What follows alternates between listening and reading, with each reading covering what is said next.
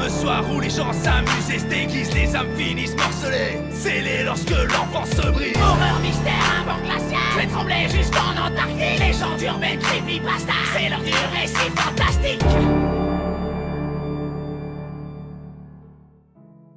Aujourd'hui, je sens que je vais partir. Je vais profiter de la journée pour dire au revoir à mes proches et attendre patiemment dans mon lit. Je ne sais pas si ça sera douloureux. J'espère que non. Si je sais que je vais mourir, ce n'est pas que je vais me suicider. C'est que je l'ai vu plusieurs fois dans le miroir. Une ombre. Je l'ai vue de temps en temps du coin de l'œil, derrière moi. Mais quand je regardais plus attentivement, il n'y avait plus personne. Il y a aussi les fois où j'ai senti l'odeur de la mort. Vous savez, l'odeur des cadavres d'animaux que l'on peut sentir parfois dans la forêt. Je l'ai senti à plusieurs reprises chez moi. Je n'ai pas d'animaux, vous le savez bien. Il n'y avait aucune raison à ce que je sente cette odeur. Mais je l'ai senti. Quelques secondes à chaque fois. Comme si quelqu'un passait et laissait son parfum flotter dans l'air quelques instants. Voir cette ombre dans le miroir ne m'a pas énormément surpris. Je dois dire que je savais que j'étais suivi par quelque chose. Enfin bref, j'ai écrit ces quelques mots pour dire certaines choses que je n'ai jamais dites à qui que ce soit. Et je sais que ça va en bouleverser quelques-uns. Je vais commencer par Lilian, mon voisin. Je t'ai toujours détesté. Je pense que tu le sais. On ne s'est jamais vraiment entendu. Quand je t'ai invité chez moi, c'est parce qu'Émilie me le demandait.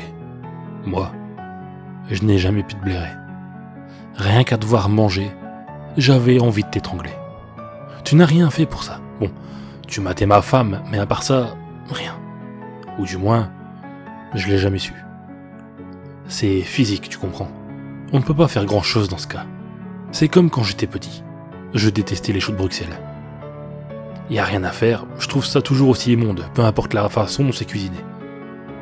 Bah toi c'est pareil. Tu es un chou de Bruxelles. Il fallait que je te le dise avant que je parte, tu comprends. Tu te souviens le lapin de ta fille qui a disparu?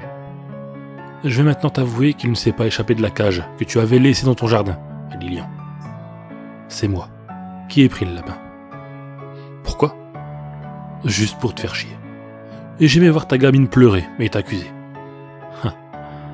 Je me souviens. J'étais installé sur la terrasse et j'écoutais ta fille t'insulter de monstre. C'était une douce mélodie à mes oreilles. Tu te souviens qu'on t'avait invité, toi et ta fille, le lendemain? Je te laisse deviner ce que j'avais préparé comme viande. Tu te souviens? Le plat que vous avez adoré, toi et ta fille. Ensuite, je voudrais dire quelques mots à Bastien, mon frère. Toi que maman adorait. Elle t'a toujours préféré parce que tu étais le premier. Celui qu'elle avait voulu vraiment avoir par amour, pas par besoin financier. On a 2 ans de différence, et ces 2 ans ont été un fossé entre nous. Je n'ai jamais réussi à être proche de toi. J'aurais tant voulu pourtant. Je me souviens, quand on jouait aux échecs parfois dans le jardin, tu me laissais gagner. J'ai longtemps cru que c'était pour me faire plaisir, mais j'ai su un peu plus tard que c'était pour vite finir la partie parce que tu en avais marre de passer du temps avec moi. Je l'ai su parce qu'un après-midi, je t'ai vu dans la cuisine avec maman, qui t'a tendu un billet de 100 francs pour que tu joues un peu avec moi. Je n'ai jamais rien dit à ce propos, ni à toi, ni à maman. Mais depuis ce jour, quelque chose en moi s'est brisé. Je n'avais plus confiance en mes proches. Je me demandais souvent comment faire pour savoir si ceux qui disent nous aimer nous aiment sincèrement, ou si c'est juste des mots sans aucune valeur.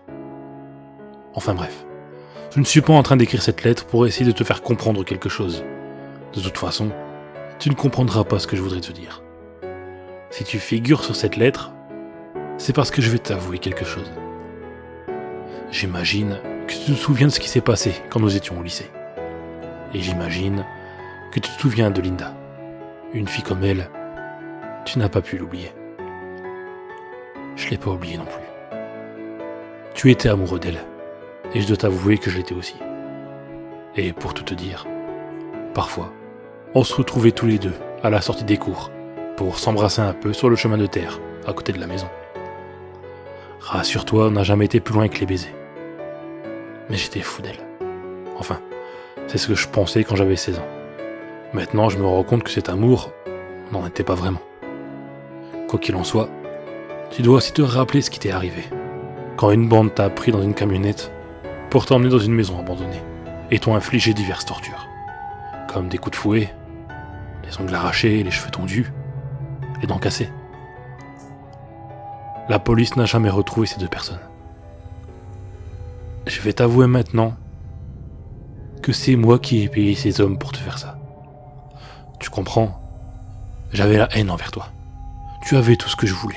Et surtout, tu sortais avec la fille que j'aimais. C'est la seule solution que j'ai trouvée, tu comprends? Je ne vais pas te dire que je suis désolé, parce que ce n'était pas le cas. Et puis tu as été encore plus sous l'aile de maman après ça. Le pauvre petit Bastien victime de torture. Le truc que tu n'as pas mentionné, ni à maman, ni à ta copine, ni à la police, c'est que tu as eu droit à plusieurs sodomies. Et que d'après les gars, tu n'avais pas eu l'air de détester ça.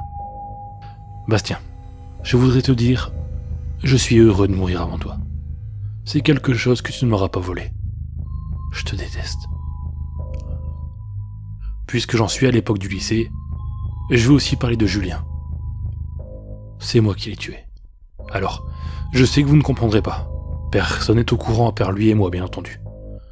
Je sais qu'il était un garçon très gentil, très timide aussi. Sans amis, sans personne à qui parler. Alors quand j'ai commencé à avoir des pulsions, je me suis dit qu'il serait parfait pour ma première fois.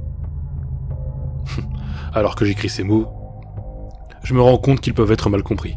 Non, je ne parle pas de pulsions sexuelles, quoique. Quand je suis dans cet état, je ressens beaucoup d'excitation. Je n'arriverai pas à vous décrire le genre de pulsion que c'est, mais c'est très fort. Donc ce Julien était seul, et j'ai profité de sa solitude. Je me suis fait passer pour un ami, et il a commencé, au fil des jours, à tomber amoureux de moi. Moi je jouais le jeu. On se voyait souvent en dehors des cours et on s'embrassait dans le cimetière. C'était le seul endroit discret du village. Il avait peur de se faire surprendre à embrasser un mec. Moi ça ne me gênait pas, je faisais ce que je voulais. Un jour, alors qu'on était en train de se chauffer, je lui ai dit que j'aimerais aller un peu plus loin. Et je lui ai demandé de me suivre dans le bois. Celui à côté de l'étang, où j'aime pêcher le dimanche. Il a commencé à se baisser. Il voulait me faire une fellation. C'est quand il était occupé à déboutonner mon jean que j'ai sorti mon couteau et que je lui ai planté dans la tête, en plein dans ses joues. Il s'est relevé plein de terreur dans les yeux. Il me regardait et regardait ses mains pleines de sang. Puis, il a commencé à courir, mais il est tombé. Je me suis précipité vers lui et vu qu'il commençait à hurler, j'ai été obligé de lui trancher la gorge. Il est mort quelques secondes après. Vous auriez vu tout ce sang. C'était quelque chose de merveilleux. C'est quelque chose d'excitant le fait de prendre une vie. On se sent puissant, un peu comme Dieu. On décide de la vie et de la mort des gens. Je crois que c'est ce que j'aime le plus dans le fait de tuer. Quand je vois les yeux de ces pauvres petits agneaux, qui savent que leur heure est venue, je me demande souvent ce que ces personnes pensent lors de leurs dernières secondes. Est-ce qu'elles prient un éventuel Dieu? Pensent leurs proches? C'est à partir de Julien que j'ai su ce qu'était ma vocation ici. C'est pour cette raison que je vais vous dire des noms.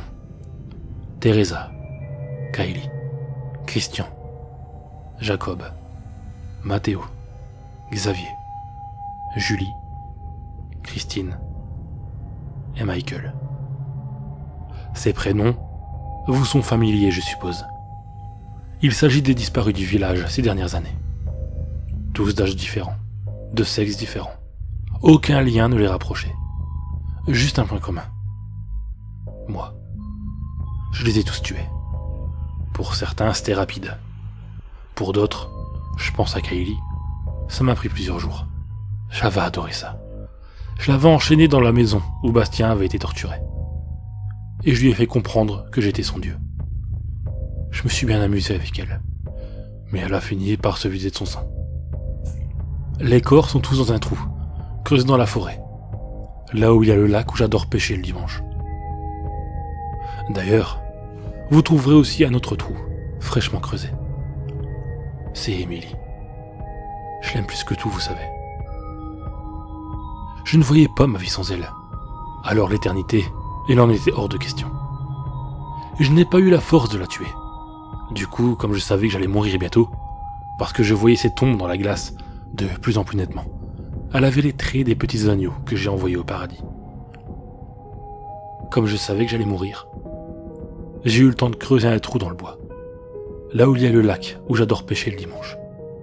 Je me suis baladé main dans la main avec Émilie, profitant du silence, des étoiles et de la chaleur de sa main dans la mienne. Arrivé pas très loin du trou, elle ne pouvait pas le voir, j'avais pris soin de détourner son regard. Je l'ai embrassée. Je voulais sentir ses lèvres sur les miennes une dernière fois. Et je l'ai poussée. Elle est tombée dans le trou en criant. Elle me demandait pourquoi j'avais fait ça. Et elle essayait de remonter. Je n'avais pas prévu ça dans le plan. C'est pour cette raison que vous, enquêteur, vous trouverez ses chevilles brisées, ainsi que ses poignets. Je voulais pas la tuer. Une fois dans le trou, allongée et toujours vivante, je l'ai recouverte de terre. J'ai mis plusieurs heures. Quand j'avais fini, le jour commençait à se lever. Ça me faisait un peu de peine, mais il fallait que je le fasse. Comme ça, à mon réveil, enfin, à mon vrai réveil, elle sera là, et je pourrai passer l'éternité avec elle. Voilà à peu près ce que j'avais à dire. Je me dis que si jamais je me réveille vivant, je jetterai cette lettre et appellerai la police pour la disparition d'Émilie. Sinon, vous savez enfin ce que je pense de certains d'entre vous. Et pour les familles des agneaux, vous avez enfin de quoi faire votre deuil. Je voudrais qu'on déverse mes cendres dans le lac, vous savez, là où j'adore pêcher le dimanche.